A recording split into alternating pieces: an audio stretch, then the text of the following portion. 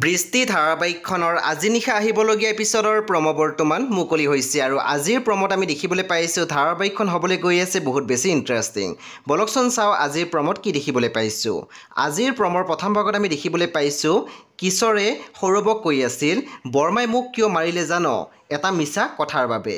তেতিয়া আমি দেখিবলৈ পাইছোঁ সৌৰভে কিশোৰক কৈছিল, বৰ্মাই মোক ক'লে, কিন্তু বৰ্মাৰ কথাৰ পৰাতো এনেকুৱা নালাগিল যে বিৰিণাই মিছা কথা কৈছে। তাৰপিছত আমি প্ৰম'ত দেখিবলৈ পাইছোঁ কিশোৰে আচৰিত হৈ মাত দিছে, দাদা। তাৰপিছত আমি প্ৰম'ত দেখিবলৈ পাইছোঁ মনদীপাই সমীৰক কৈ আছিল, মাৰ মনটো বেয়া কৰিবলৈ মোৰ অলপো ইচ্ছা নাই। হস্পিটেলত মোক লগ কৰিবলৈ আহোঁতে দেখিছিলাই নহয় মায়ে কিমান বেছি কান্দিছিল। প্ৰম'ৰ একেবাৰে অন্তিম ভাগত আমি দেখিবলৈ পাইছোঁ কিশোৰে ৰাস্তাত থিয় হৈ আছিল অকলে অকলে। বন্ধু বান্ধৱীসকল, আজি নিশা 8 বজাত ৰং টিভিত আহিবলগীয়া বৃষ্টি ধাৰাবাহিকখন খুবেই বেছি ইণ্টাৰেষ্টিং হ'বলৈ গৈ আছে। আপোনালোকে চাবলৈ একেবাৰে নাপাহৰিব। পৰৱৰ্তী আপডেটৰ বাবে আপোনালোকে আমাৰ চেনেলটো ছাবস্ক্ৰাইব কৰি কাষত থকা বেল আইকনৰ টিপি দিবলৈ একেবাৰে নাপাহৰিব।